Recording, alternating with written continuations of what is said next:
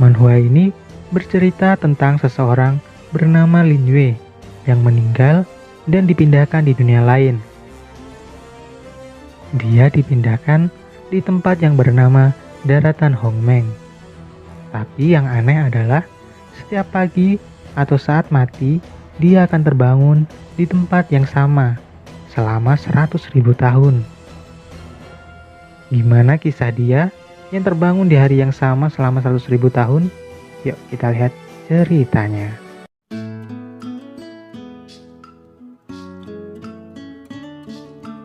Cerita diawali tepat di wilayah utara tempat penyegelan iblis. Lin Yue masuk dengan paksa. Patung yang menjaga pun berkata, tempat penyegelan iblis dilarang masuk bagi orang yang tidak berkepentingan. Boom, serangan tiba-tiba dari patung penjaga, namun masih bisa dihindari Lin Yue. Dasar orang cari mati. Boom. Serangan kedua dari patung penjaga tersebut, namun Lin Yue masih bisa menghindar dan melompat di tengah-tengah 4 patung penjaga. Sing! Dengan sekali serang, 4 badan patung penjaga terbelah dan hancur. Tak lama datang penjaga bayangan. Pemimpin mereka berkata, "Brengsek, berani menerobos tempat penyegelan iblis, serang!" Menghadapi banyak orang, Lin Yue terlihat masih santai dan tidak tertekan. Namun dalam sekejap mata, boom, boom, boom, Lin Yue menghabisi mereka semua, menyisakan pemimpin bayangan. Namun dengan cepat, sing, Lin Yue membelah badan pemimpin bayangan menjadi 2.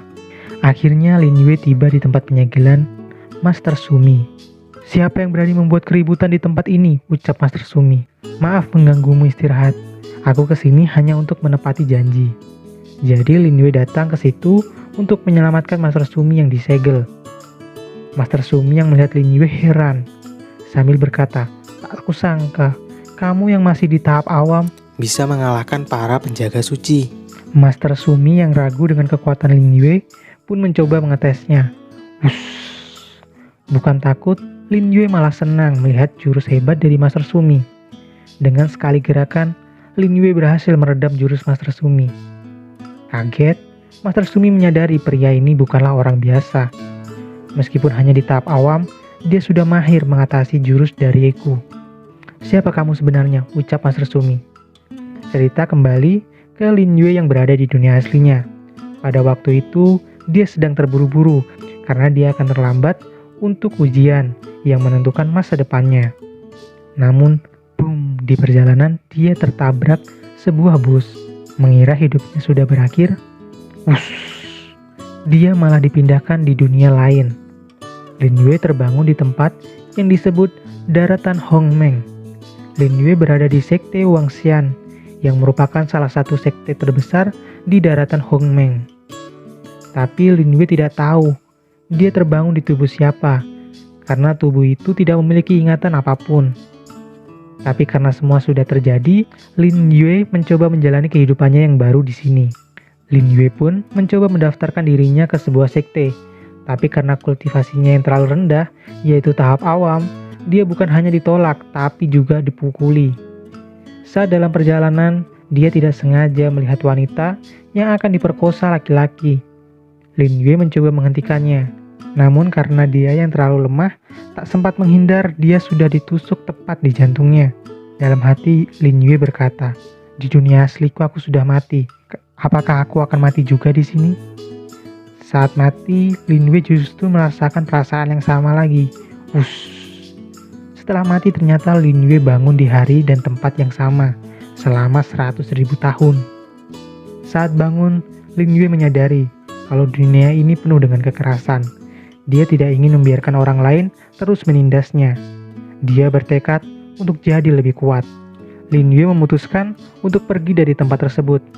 Meskipun dia selalu berinkarnasi di daratan Hongmeng terus, namun dia memutuskan untuk pergi ke banyak formasi transisi yang bisa membuatnya pergi ke segala penjuru dunia. Karena itu, Lin Yue menyadari banyak wilayah lain selain daratan Hongmeng yang juga penuh misteri dan keajaiban. Lin Yue pernah pergi ke negara salju yang dingin, pernah pergi ke neraka, dan juga pernah pergi ke tanah suci pembinaan. Di saat reinkarnasinya selama 10.000 tahun, Lin Yue sudah mengetahui semua rahasia dan misteri setiap sekte dan wilayah di seluruh dunia. Setelah berlalunya masa kerajaan, pertarungan antara sekte semakin memanas. Sekte Wangxian, sekte Qi Xiao, dan Demon Shi.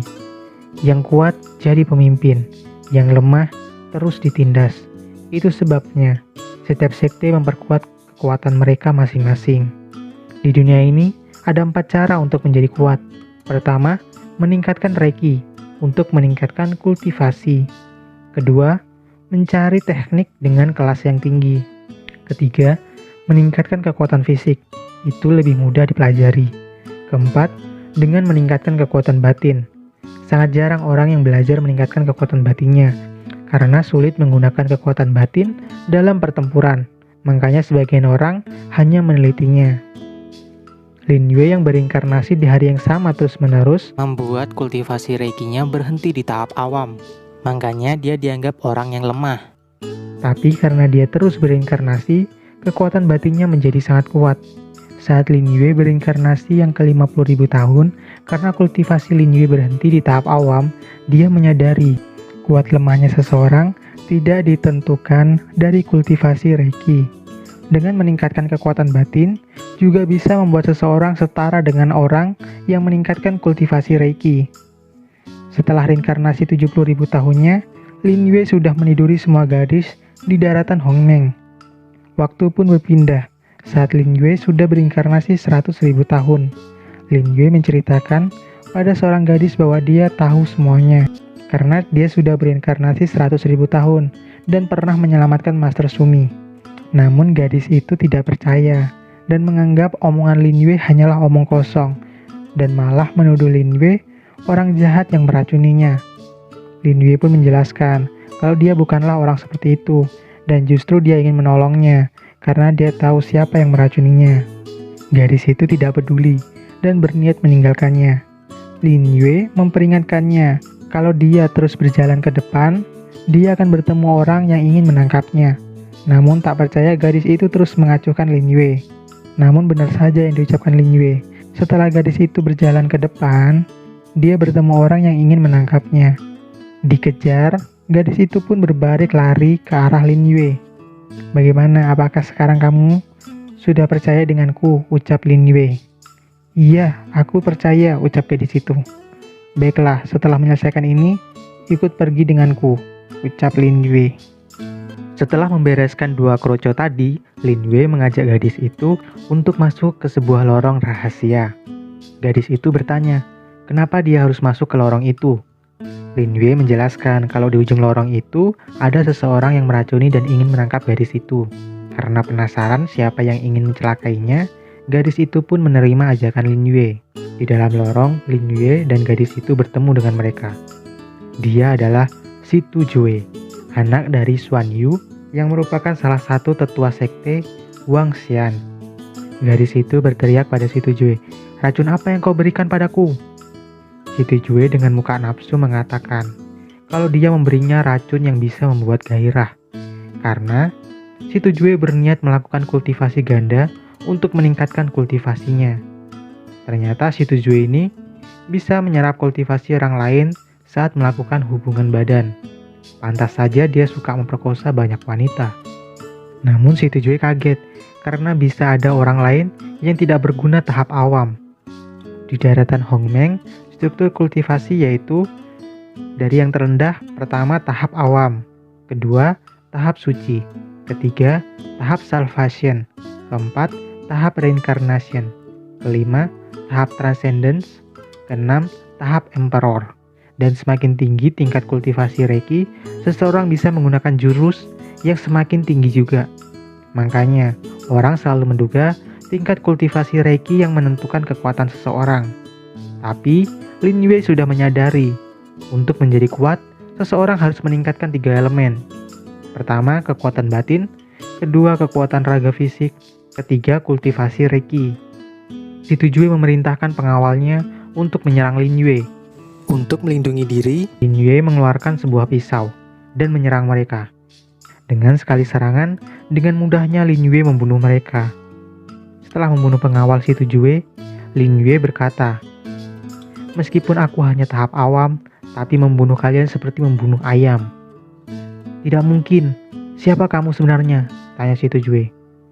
Lin Yue berkata, "Si Tujue, kamu baru saja menerobos tahap Salvation. Sudah berani merajalela. Konyol sekali." Khawatir, si Tujue bertanya, "Kamu bagaimana bisa tahu aku baru menerobos?" Dengan sinis, Lin Yue berkata, "Aku mendengarnya dari ayahmu. Apakah kamu tahu perbuatanmu hari ini bisa menghentikan kerjasama antara aku dan dia, bahkan membunuhnya?" Mendengar kerjasama, si Tujue menduga kalau Lin Yue adalah perwakilan Demonsi. "Kamu duta Demonsi?" tanya si Tujue. Wush! Dalam sekejap, Lin Yue menghilang dan berada tepat di depannya. Plak! Lin Yue menamparnya. Lin Yue berkata, "Statusku bukanlah orang seperti kamu yang boleh menyebutnya. Cepat berlutut." Lin Yue tahu kalau ayah si Tujue, yaitu tetua Xuan Yu, berkolusi dengan sekte Demonsi untuk memonopoli sekte Wangxian. Jadi Lin Yue berpura-pura menjadi duta Demonsi untuk memanfaatkan ayah dan anak ini.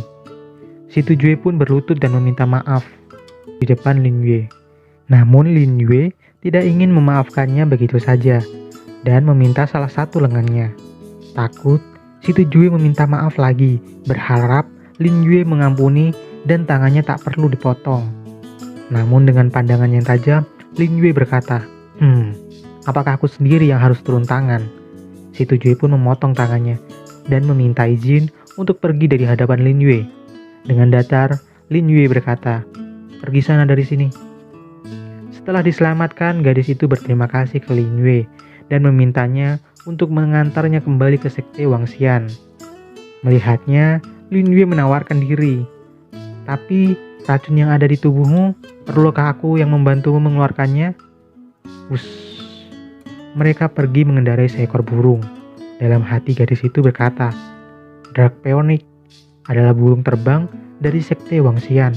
Seseorang yang berada di tahap Salvation saja perlu waktu lama untuk mengendalikannya. Tetapi Lin Yue yang berada di tahap awam dengan mudah mengendalikannya." Dia penasaran, siapa sebenarnya Lin Yue? Lin Yue tiba-tiba berkata, "Gadis kecil, aku terkurung selama 100.000 tahun. Aku sangat kenal segala sesuatu di sekte Wangxian. Sangat mudah bagiku menakuti tuan muda dan menjinakkan seekor burung." Gadis itu kaget. Padahal dia tidak bicara, tapi Lin Yue bisa tahu apa yang dia pikirkan dalam hatinya. Gadis itu pun berkata, "Kamu yakin bisa menawarkan racun ini? Karena aku dan Kaisar Iblis Qiye sudah tunangan dan akan menikah 2 tahun lagi." Gadis itu bertanya, "Apakah kamu mengenal Kaisar Iblis Qiye?" Lin Yue menjawab pertanyaan gadis itu, "Tentu saja aku kenal. Kaisar Iblis Qiye adalah salah satu dari 3 kaisar daratan Hongmeng. Untuk 2 kaisar lain di daratan Hongmeng belum dikasih tahu ya. Nanti seiring cerita akan dikasih tahu." Lin Yue juga menyebut kalau Kaisar Iblis Qiye merupakan orang terhebat di wilayah utara. Dan bahkan yang mati di tangannya lebih dari jutaan. Gadis itu pun berkata, "Jika dia tahu kamu yang menyelamatkan aku, kamu pasti akan mati di tangannya." Lin Yue menjelaskan kalau Kaisar Iblis Qiye tidak akan bisa menangkapnya, karena dalam 6 jam lagi Lin Yue akan berinkarnasi lagi. Saat Lin Yue menjelaskan, tiba-tiba tubuh gadis itu bergetar. Efek racun itu muncul lebih awal yang membuat gairahnya memuncak. Karena sudah tidak tahan, akhirnya gadis itu melepaskan keperawanannya ke Lin Yue. Tiba di pagi hari, mengira akan kembali bangun di tempat yang sama, Lin Yue kaget.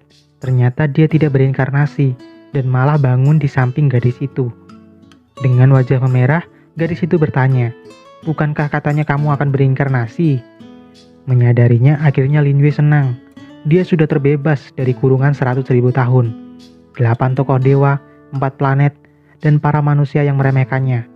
Karena sudah bebas, Lin Yue berniat gantian menindas mereka. Gadis itu kesal merasa ditipu Lin Yue dan bertanya apakah Lin Yue akan bertanggung jawab. Lin Yue menenangkannya dan berkata kalau dia akan bertanggung jawab.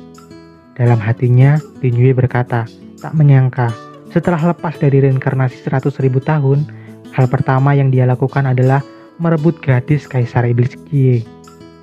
Karena dia sudah tidak bisa menghindari Kaisar Iblis Qiye, Lin Yue berencana untuk mulai mengumpulkan kekuatan. Dia berencana untuk mulai mengumpulkan kekuatan dari Sekte Wangxian. Tiba-tiba, Lin Yue dikagetkan oleh kedatangan tetua Sekte Wangxian, Yang Qing. Berani menculik gadis Wangxian. Wush! Jaring Dragon Trapping, jurus yang dikeluarkan Yang Qing untuk mengurung Lin Yue. Khawatir gadis itu segera menyuruh Lin Yue untuk segera pergi.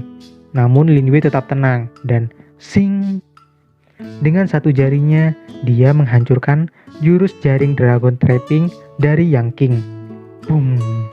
Tetua Yang Qing kaget karena jurusnya adalah ciptaan Master Sekte yang bahkan bisa menangkap binatang terkuat. Tapi Lin Yue berhasil menghancurkannya hanya dengan satu jari. Tetua Yang Qing langsung turun dan berniat menyelamatkan gadis itu secara langsung.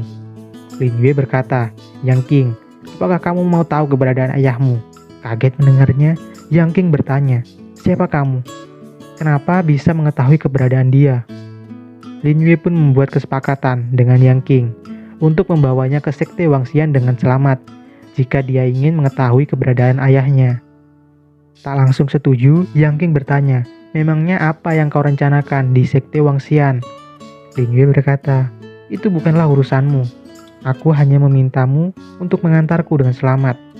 Murid-murid menyambut tetua sekte Yang Qing. Melihat Lin Yue yang berjalan di depan tetua Yang Qing membuat murid-murid membicarakannya. Siapa dia? Sombong sekali. Hanya berada di tahap awam berani berlagak dan berjalan di depan tetua Yang Qing. Mendengarnya, Lin Yue menyuruh tetua Yang Qing untuk menghukum murid-murid yang banyak bicara itu. Murid itu kembali bicara. Kau pikir tetua Yang Qing akan mendengarkanmu? Namun, sing-sing, siapa yang menyangka tetua Yang Qing mendengarkan permintaan Lin Yue dan langsung menghukum murid-murid itu di depan matanya dan menyuruh murid yang lainnya untuk diam. Murid yang lain pun terlihat lebih patuh. Tiba di Sekte Wangxian, tetua Yang Qing kembali bertanya, apa tujuannya ke sini? Lin Yue berkata, dia ingin bertemu dengan ketua sekte Qinji. Namun tetua Yang Qing memperingatkannya kalau ketua sekte mungkin tak akan mau menemuinya karena dia hanya di tahap awam. Lin Yue pun menyuruh gadis suci Wangxian untuk pergi terlebih dahulu. Setelahnya gadis itu pun pergi. Melihat hal tersebut sebenarnya membuat tetua Yang Qing penasaran kenapa gadis suci menurut dengan perkataan Lin Yue. Setelah berdua, Lin Yue meminta tetua Yang Qing untuk menyampaikan pesannya kepada ketua, yaitu kombinasi saluran ajaib, bukan terlebih dahulu kombinasi 8 saluran, lalu membutuhkan keseimbangan yin dan yang. Pertama melatih darah, lalu memurnikan tulang, setelahnya akan berhasil. Mendengar perkataannya, Yang Qing menyadari kalau ucapan Lin Yue mengandung hal gaib. Dia tahu, tidak bisa memandang Lin Yue seperti remaja biasa, dan menyadari mungkin setelah mendengar pesannya, ketua sekte mau menemuinya. Yang Qing pun pergi dan akan menyampaikan pesan Lin Yue. Setelah sendirian, Lin Yue pun mencoba berjalan-jalan di sekitar Sekte Wangxian. Tak sengaja, dia melihat serangan pedang dari salah satu murid perempuan Sekte Wangxian. Melihatnya, Lin Yue bertanya, "Kalian sedang latihan pedang?" Perempuan itu pun bertanya, "Siapa kamu?" Mendengarnya, Lin Yue menjawab, "Siapa aku? Itu tidak penting, karena yang penting adalah gerakan jurus Tianyan Sword terakhirmu sudah salah." Perempuan itu kaget, bagaimana orang yang baru dilihatnya mengetahui jurusnya. Lin Yue sedikit menjelaskan tentang ilmu pedang. Niat adalah yang utama, lalu rupa, dan yang terakhir adalah kekuatan. Niat pedang akan mengendalikan pedang. Badan pedang akan mengendalikan kekuatan, dan kekuatanlah yang akan membunuh lawan. Tiba-tiba Lin Yue berhenti. Perempuan itu pun bertanya, "Lalu apa setelahnya?" Lin Yue pun berkata, "Aku bisa mengajarimu ilmu pedang, tapi bahuku sekarang sedikit sakit. Kamu tahu apa yang harus dilakukan?" Perempuan itu sadar dan langsung memijat Lin Yue, yang membuat murid laki-laki di Sekte Wangxian emosi. Tak lama, tetua Yang Qing memanggil Lin Yue untuk menemui Master Sekte di aula. Lin Yue menyuruh gadis itu berhenti, dan dia segera menuju ke aula. Yang Qing memarahi perempuan itu. "Cier, misimu adalah mencapai ilmu pedang tahap kedua. Apa yang kamu lakukan tadi? Malah memijat Lin Yue. Ternyata Yang Qing adalah guru dari perempuan itu. Perempuan itu bernama Ci Er. Ci Er memberitahu ke Yang Qing, "Guru, dia tahu masalah dengan gerakan terakhir jurus Tianyuan Sword." Meremehkannya, Yang Qing berkata, "Omong kosong, dia masih terlalu kecil. Dia tidak tahu apa-apa dengan jurus pedang. Gurukulah sendiri yang mengajariku jurus Tianyuan Sword. Bahkan aku sendiri belum memecahkan gerakan terakhir." Ci Er pun membuktikan apa yang dibilang Lin Yue di depan gurunya. Niat adalah yang utama, lalu rupa, dan yang terakhir adalah kekuatan. Gerakan itu membuat Yang Qing kaget. Kemudian di tempat lain, di aula Wangxian, Lin Yue bertemu dengan ketua sekte. ketua sekte berkata, "Jurus Wishu Dream adalah jurus yang diwariskan dari generasi ke generasi oleh master sekte Wangxian." Dia bertanya, "Bagaimana kau tahu poin utama dari jurus ini?" Lin Yue menjelaskan, "Kamu salah. Aku bukan hanya tahu poin utama dari jurus ini, bahkan aku tahu kelemahannya." Mendengarnya, Membuat ketua sekte kesal. "Omong kosong. Jurus ini telah diturunkan oleh master sekte Wangxian selama 3000 tahun. Bagaimana mungkin ada kelemahannya?" Dia pun mencoba menyerang Lin Yue. Sing! Dengan sekali tebas Lin Yue berhasil menyingkirkan jurus ketua sekte. Lin Yue pun memperingatkannya kalau luka akibat latihan jurus Wishu Dream-nya tadi malam belum pulih dan hanya Lin Yue yang bisa membantunya untuk pulih. Dalam hati, ketua sekte berkata, "Tadi malam aku latihan di kolam suci. Itu adalah area terlarang. Selain gadis suci, tidak ada yang bisa masuk. Namun dia tidak hanya mengetahui latihanku, tapi juga mengetahui tentang lukaku." Master sekte pun bertanya-tanya, siapa dia sebenarnya? Lin Yue pun berkata, "Aku tahu apa yang kau pikirkan. Tidak penting bagaimana aku mengetahuinya, dan siapa aku juga tidak penting. Tapi, aku tidak suka mengangkat kepalaku untuk bicara, dan juga tidak suka diancam," tegas Lin Yue. "Terlebih lagi, aku tahu kau sedang memikirkan dua buah masalah." Di dekat Lin Yue, Master Sekte merasa tekanan Reiki dari Lin Yue cukup membuatnya tidak berkutik. Padahal kultivasi Reiki Lin Yue hanya berada di tahap awam. Lin Yue menjelaskan, masalah yang pertama yaitu saat ini Sekte Wangxian sedang bersekutu dengan Demon Shi dan Sekte Qixiao. Tetapi ketua sekte tidak ingin berada di pihak manapun. Masalah yang kedua, ketua sekte telah terjebak dalam Nen Burning Reincarnation. Bukan hanya terjebak, tapi kultivasinya juga mengalami kemunduran. Lin Yue berkata, dia bisa menyelesaikan dua masalah ketua sekte ini jika dia mau membuat kesepakatan dengannya. Ketua sekte pun bertanya, apa yang diinginkan Lin Yue?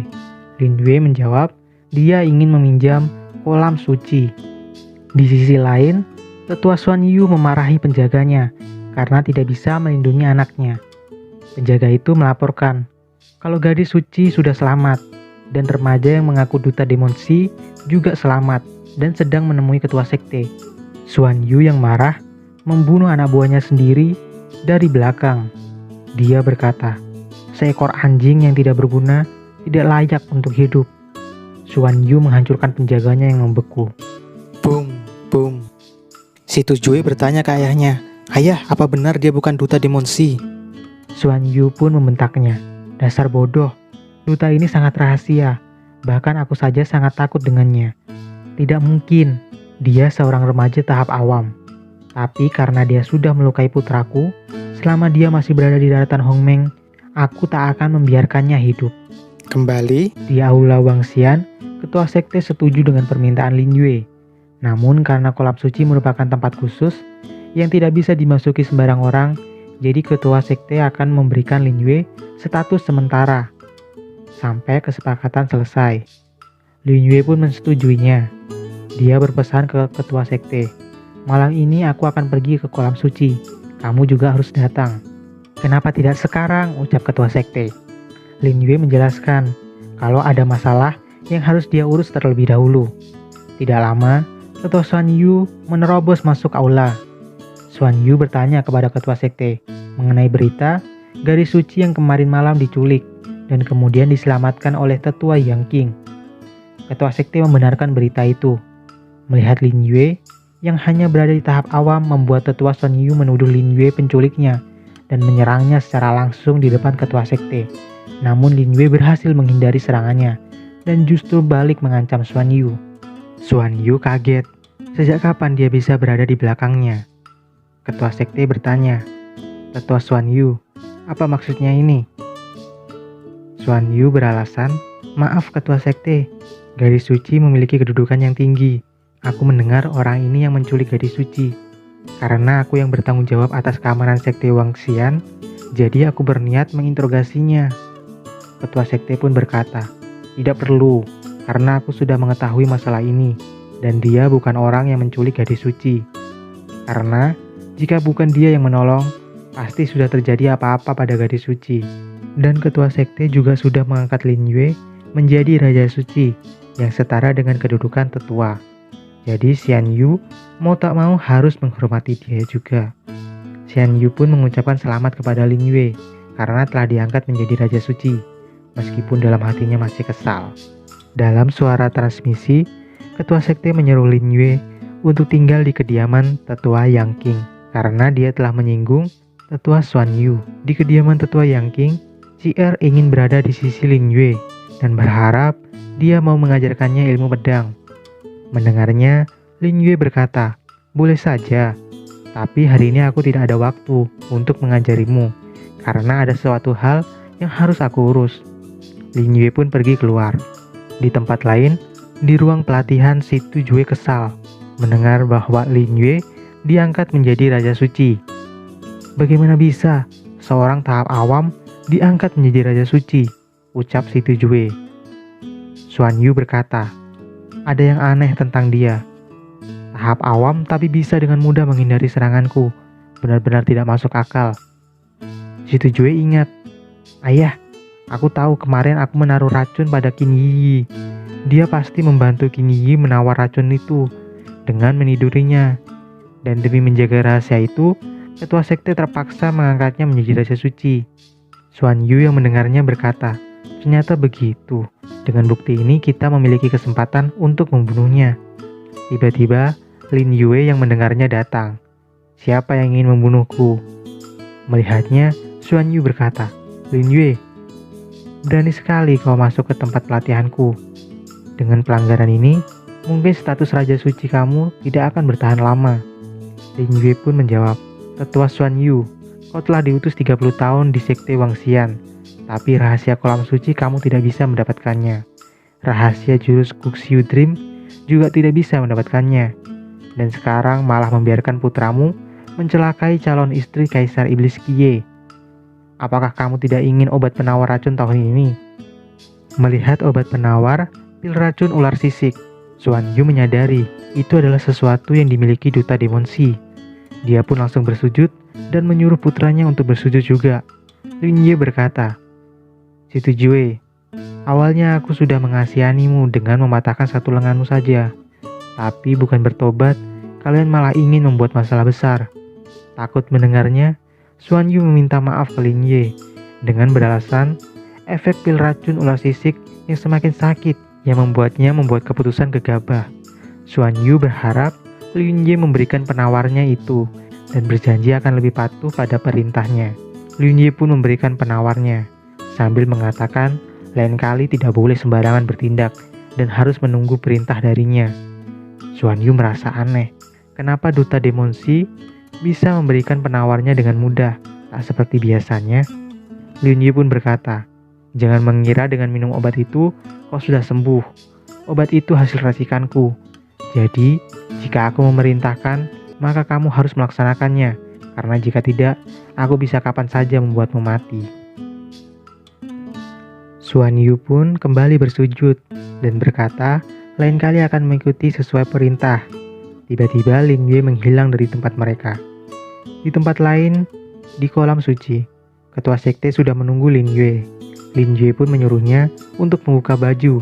Walaupun awalnya menolak, tapi setelah mendengar penjelasan Lin Yue yang mengatakan itu semua dilakukan untuk membantunya menerobos tahap saja.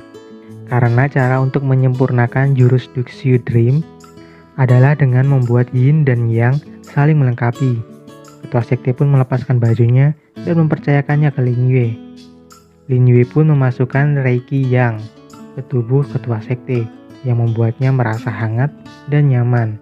Lin Yue menjelaskan, jurus Guxutri mementingkan Reiki Ying. Tetapi, jika hanya ada Reiki Ying, sulit untuk berkembang. Apalagi jika Reiki Ying sudah berlebihan, itu bisa membuat kultivasi berhenti, bahkan turun. Maka tubuhnya membutuhkan Reiki Yang. Ketua sekte pun bertanya, butuh berapa lama untuk menyembuhkan Reiki Ying-nya?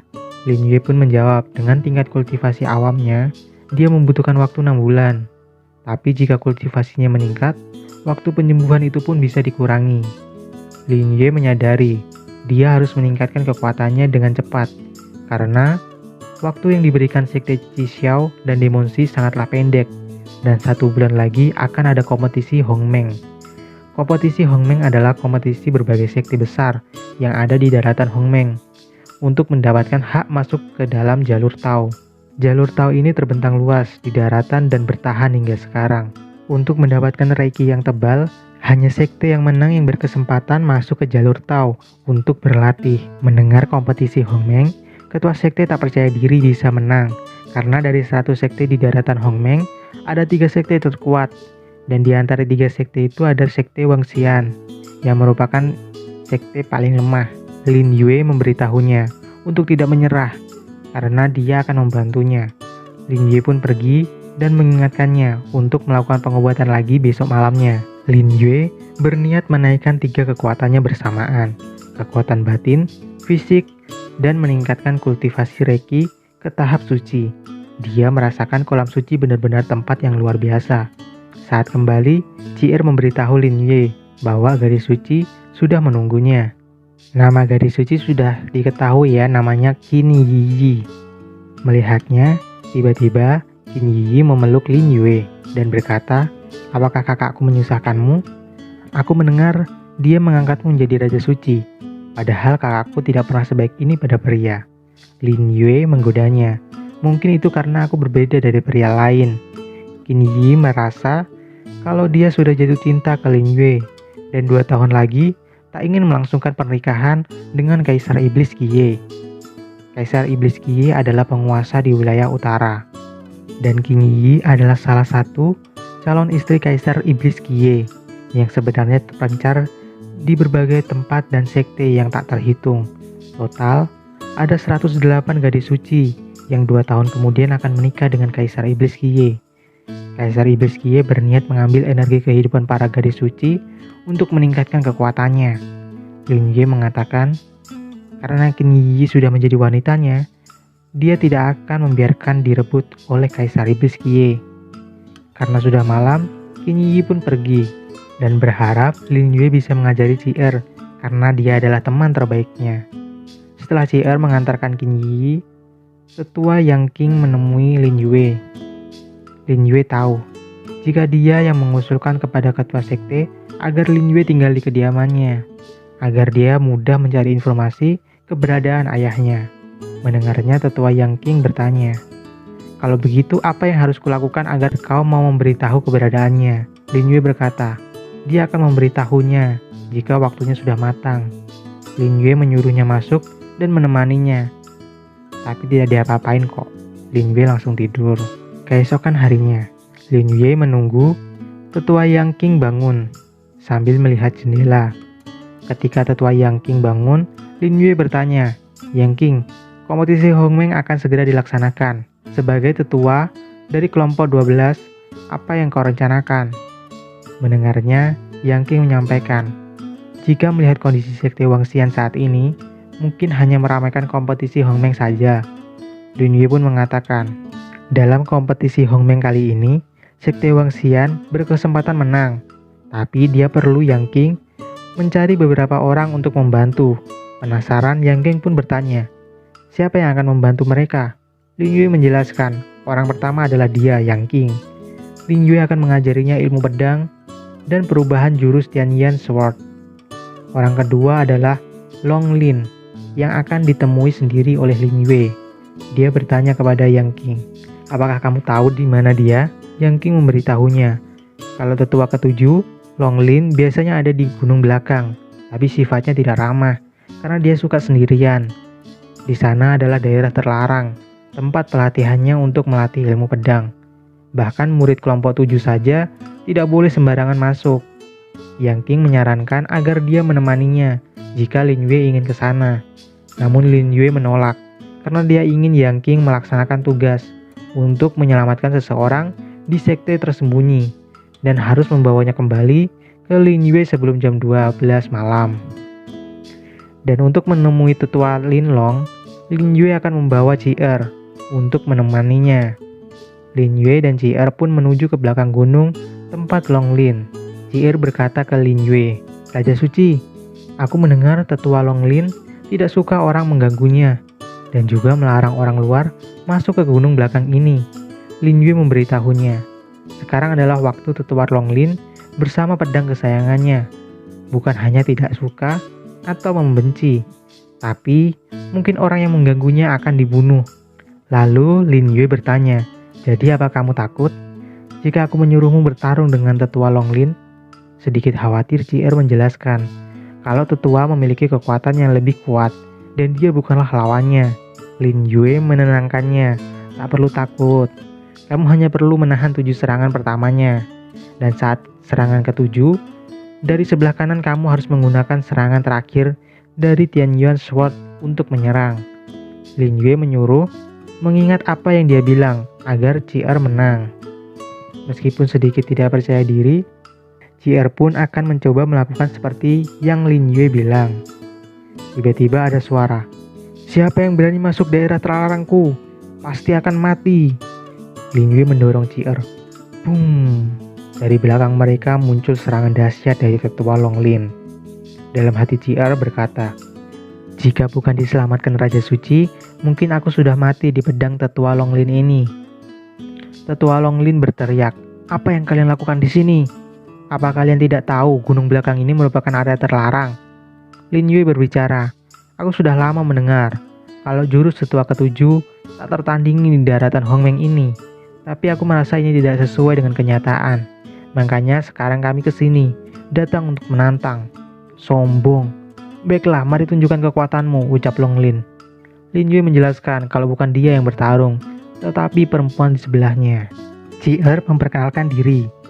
"Aku murid dari tetua ke-12, Jian Ji-er, menggunakan Red Moon Sword, datang untuk menantang tetua Long Lin." Kesal, Long Lin berucap, "Kamu menyuruh perempuan untuk melawanku, bahkan dengan kekuatan kalian berdua masih jauh di belakangku. Benar-benar cari mati." Hus! Long Lin maju dan menyerang Ji-er. Boom! Serangan pertama berhasil ditahan, walaupun membuat Ji-er sedikit terpental ke belakang. Boom! Serangan kedua berhasil ditahan lagi. Hus! Serangan ketiga Long Lin berhasil dihindari Ji-er. Ting ting! Serangan keempat dan kelima berhasil ditahan. Boom! Serangan keenam masih bisa ditahan Ji-er, meskipun memaksanya mundur jauh ke belakang. Setelah serangan keenam, sesuai perintah Lin Yue, Ji-er akan balik menyerang. Dengan santai tetua Long Lin berkata, "Gadis kecil, tidak usah sok berlagak. Apa kau pikir bisa menahan seranganku sekali lagi? Jurus ke-10 Tianyu Sword." Wush! Ji-er balik menyerang. Serangan Ji-er dan serangan ke-7 Long Lin imbang. Long Lin kaget, padahal mereka berbeda kekuatan. Long Lin menyadari dan bertanya, apakah Lin Yue yang mengajarinya untuk menahan serangannya terus-menerus hingga memaksanya mengeluarkan serangan ke-7. Long Lin bertanya, bagaimana Lin Yue tahu kelemahan serangan ke-7-nya? Lin Yue berkata, ditemani jiwa, dimurnikan dengan darah, diberi nama Long Lin.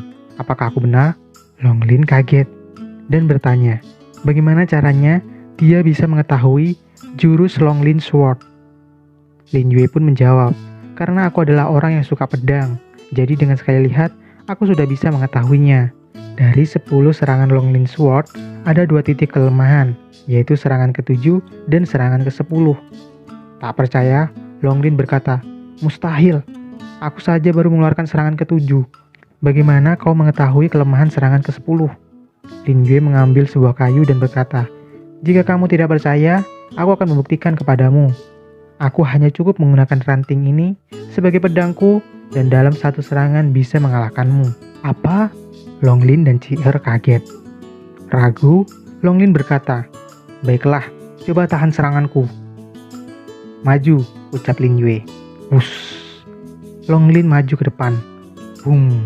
Longlin berniat mengeluarkan serangan ke-10-nya. Boom. Naga muncul dari tanah. Lin Yue masih tampak santai. Apakah segini saja?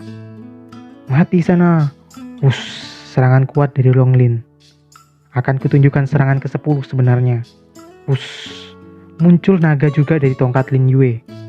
Dan ternyata serangan ke-10 Lin Yue lebih kuat. Longlin tak percaya. Dia dikalahkan dengan jurusnya sendiri. Kalah, Longlin pun bertanya, bagaimana caranya menggunakan serangan ke-10-nya? Lin Yue menjelaskan, dari 7 serangan sebelumnya cukup digabungkan. Longlin pun mengucapkan terima kasih dan bertanya siapa namanya. Lin Yue memberitahunya kalau namanya adalah Lin Yue. Dan Ci'er menambahkan kalau Lin Yue sebenarnya adalah Raja Suci yang baru diangkat. Longlin senang dan berkata, Raja Suci benar-benar generasi muda yang berbakat dan memiliki pemahaman yang mendalam dalam ilmu pedang. Kedepannya, jika ada waktu luang, mohon bimbingannya Raja Suci. Tentu saja, ucap Lin Yue. Dan bertanya, apakah tetua Longlin memiliki niat untuk menunjukkan kehebatan di kompetisi Hongmeng? Longlin memberitahunya, dalam kompetisi itu, dia percaya kehebatannya berada di atas 3 sekte. Dalam 1 lawan 1, mungkin dalam 3 sekte semua bukanlah lawannya. Tapi dalam kompetisi Hongmeng, bukanlah 1 lawan 1. Di antara 3 sekte terkuat, kekuatan sekte Wangxian adalah yang terlemah.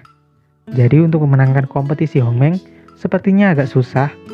Lin Yue pun berkata, belum tentu. Aku akan meningkatkan kekuatan sekte Wangxian, dan akan kucarikan lawan yang setara juga denganmu. Mendengarnya, Longlin berkata, jika Raja Suci ikut kompetisi Hongmeng, aku juga akan ikut. Tiba di kediaman tetua Yang King. Yang King melaporkan ke Raja Suci bahwa dia telah menyelamatkan orang yang diperintahkannya. Dia adalah tetua kelompok ketiga, Liu Wuhen. Liu Wuhen berlutut dan mengucapkan terima kasih ke Raja Suci. Lin Yue pun memintanya untuk berdiri. Yang King penasaran dan bertanya kepada Lin Yue, bagaimana dia bisa tahu kalau sekte tersembunyi yang bernaung di bawah sekte Wangxian akan memberontak. Lin Yue memberitahunya bahwa masalah sekte tersembunyi itu berkaitan dengan sekte lain, jadi dia tidak bisa memberitahunya sekarang, dan akan memberitahu mereka semua ketika waktunya sudah tepat. Tiba-tiba Ci'er datang memberitahukan kalau ketua sekte mengadakan rapat para tetua, di mana pada rapat tetua kali ini, Raja Suci juga diundang untuk menghadiri rapat. Mereka semua pun pergi ke tempat rapat, Gathering Immortal Hall. Ketua sekte memberitahukan, sekte Qi Xiao sedang bertentangan dengan Wangxian. Setiap kompetisi Hongmeng sudah di depan mata. Tapi Master Xiao Yao dari sekte Qi Xiao berniat untuk berkunjung. Bukankah masalah ini aneh? Bagaimana menurut kalian? Lin Yue berpendapat kalau dia berkunjung untuk menguji kekuatan Wangxian. Namun, tetua kelompok 1 Mohe tidak sependapat karena kekuatan Qi Xiao saat ini lebih kuat. Jadi tidak perlu sengaja datang untuk menguji sekte Wangxian yang jelas paling lemah. Tetua kelompok 2, Xiao Mingque, juga sependapat dengan tetua kelompok 1 dan menganggap pemikiran Raja Suci terlalu polos. Boom! Tiba-tiba, Xuan Yu berteriak, perkataan kalian dua tetua terlalu memandang tinggi sekte lain dan memandang rendah sekte sendiri. Tetua Xuan Yu lebih setuju dengan pendapat Raja Suci dan menganggap meskipun saat ini sekte Wangxian mulai melemah, tapi tetap saja mereka jajaran 3 terkuat di daratan Hongmeng. Tetua ke-1 dan ke-2 bingung, kenapa tiba-tiba Xuan Yu mendukung Raja Suci. Bahkan ketua sekte bertanya-tanya apa yang dilakukan Lin Yue terhadap Xuan Yu hingga mau mendukungnya. Dan karena para tetua lain hanya mulai berpikir dan tidak berpendapat, kemudian ketua sekte kembali bertanya, jika Xiao Yao datang untuk menguji kita, maka apa yang harus kita lakukan? Raja Suci berpendapat, bunuh saja mereka semua yang menantang, untuk membuat mereka takut. Namun tetua kelompok 5, Di Zhang, tidak setuju. Dia merasa ini bukan waktu yang tepat, karena musuh jauh lebih kuat dari sekte Wangxian. Dia merasa perbuatan Raja Suci bisa mencelakai sekte Wangxian. Tetua kelompok 4, Yin Kui, juga tidak setuju dengan Raja Suci. Tapi berbeda, tetua Xuan Yu lebih setuju pendapat Raja Suci. Karena sesuai dengan pepatah, jika orang lain tidak mengganggu, maka kita juga tidak akan mengganggu. Tapi jika orang lain sudah mulai mengganggu, maka kita juga harus membalasnya. Tetua ke-1 dan ke-2 memilih untuk diam saja. Tetua kelompok 7 Longlin juga setuju dengan Raja Suci. Pendapatnya itu membuat tetua lain kaget karena dia tidak pernah bersuara sebelumnya. Tetua ke-12 Yang King dan tetua ketiga Liu Hen juga setuju dengan Raja Suci. Dalam hati ketua sekte, kenapa tiba-tiba banyak orang yang mendukung Lin Yue?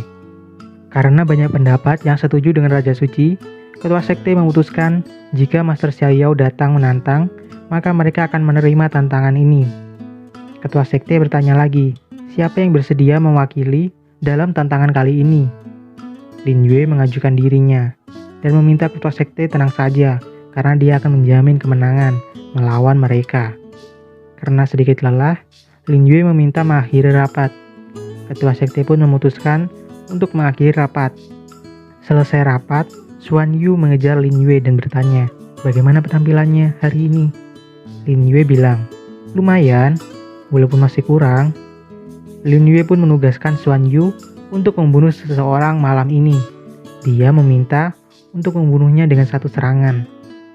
Lin Yue pun memberitahu siapa orang yang harus dia bunuh dan bagaimana caranya. Mendengarnya membuat Xuan Yu sedikit kaget. Lin Yue menegaskan, jika Xuan Yu melakukan sesuai cara yang Lin Yue berikan, maka dia akan aman dan baik-baik saja. Xuan Yu pun berkata akan berusaha melakukan sesuai arahan Raja Suci dan dia izin pamit. Setelah Xuan Yu pergi, tetua ketiga Liu Hen kembali mengucapkan terima kasih ke Raja Suci. Dan untuk masalah sekte tersembunyi sudah dilaporkan ke ketua sekte. Merasa hutang budi, Liu Hen berjanji akan melaksanakan tugas yang diberikan Raja Suci jika dia butuh bantuannya di masa depan. Lin Yue mengerti dan dia meminta supaya tetua ketiga Liu Hen untuk ikut juga kompetisi Hongmeng. Lin Yue bertanya tentang kondisi luka tetua ketiga sekarang.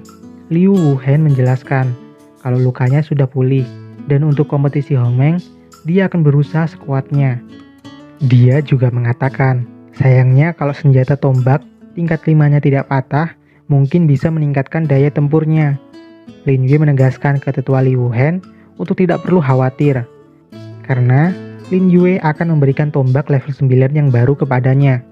Kaget mendengarnya, Liu Wuhen bertanya, apakah benar yang dikatakan Raja Suci? Karena senjata level 9 itu di sekte Wangxian hanya dimiliki ketua sekte Qinji dan tetua Xuan Yu. Lin Yue pun mengatakan agar tetua Liu Wuhen fokus memulihkan luka saja. Dan untuk senjata, jika nanti kesempatan tiba, senjatanya juga akan diberikan. Tetua ketiga pun pamit undur diri. Selanjutnya, Lin Yue berencana melihat pertunjukan malam ini. Di tempat lain, di kolam suci, Lin Yue kembali membantu mengobati Qinji. Setelah selesai, Qinji meminta Lin Yue untuk menunggu sebentar karena dia mau bertanya. Lin Yue pun berkata, apakah kau curiga dengan sikap Xuan Yu yang berubah 180 derajat? Qinji berbicara, aku tidak curiga. Karena sekarang semua orang di sekte Wangxian sudah jadi milikmu, kecuali aku. Iyakah? Ucap Lin Yue. Di sisi lain, Lin Yue menjelaskan, dia tahu ketua sekte punya banyak pertanyaan. Tapi yang perlu dia tahu sekarang, semua yang dilakukan Lin Yue untuk membantunya. Dalam hati, Qinji berpikir, memang dia tidak tahu apa yang direncanakan Lin Yue. Tapi saat ini, dia hanya bisa mengandalkannya. Lin Yue pun meminta Qinji mendekat padanya, karena dia ingin memberitahu sebuah rahasia. Lin Yue memberitahu kalau Xuan Yu sebenarnya adalah mata-mata yang dikirim Demon Shi yang ada di sekte Wangxian. Itu membuat Qinji kaget. Lin Yue mengatakan kalau mereka sekarang pasti ada di sekitar, dan dia mengajak Qinji untuk melihat mereka bersama. Setelah berjalan-jalan, tak lama ada suara. Itu pasti mereka, ucap Lin Yue. Boom.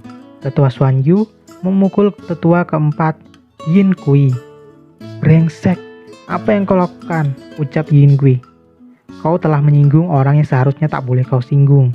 Karena malam ini dia ingin kau mati. Mendengarnya, Yin Kui pun berteriak, Xuan Yu, apakah kamu mengerti statusku yang sebenarnya? Mendengarnya, Xuan Yu berkata, kau pasti ingin bilang kalau kamu adalah duta dari Demon Sea, kan?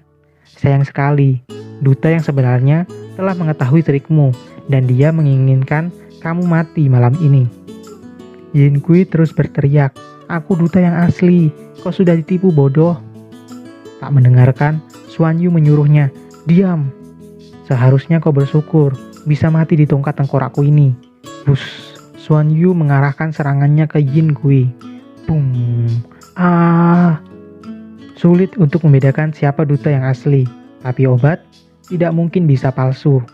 Raja Suci memiliki obat penawar, jadi dialah duta yang sebenarnya, ucap Xuan Yu. Dari kejauhan, Lin Yue dan Qinji melihatnya. Shh. Lin Yue memberi kode ke Qinji untuk jangan bertanya dulu. Setelah menerima serangan, Yin Kui masih bisa bangun dan berkata, brengsek, Xuan Yu, apa kamu lupa siapa tuanmu yang sebenarnya? Dia berteriak, sepertinya aku tidak membutuhkan bantuanmu lagi. Boom. Itu membuat Xuan Yu kaget. 7 pembakaran, 8 pembakaran, 9 roda pembakaran. Yin Kui memperkuat tubuhnya.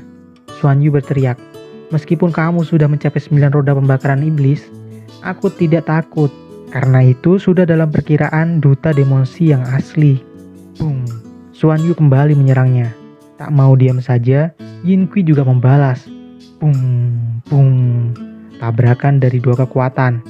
Melihat 2 kekuatan berbenturan, Qinji berpendapat Xuan Yu akan kalah. Karena begitu, Lin Yue pun berniat membantu Xuan Yu. Dia mengambil batu dan melemparkannya dengan keras. Bam. Batu itu mengenai tubuh Yin Kui, membuat pertahanannya terbuka. Xuan Yu melihat pertahanan Yin Kui terbuka, menyerangnya dengan sekuat tenaga. Boom. Serangan itu membunuhnya. Apa yang dikatakan duta benar.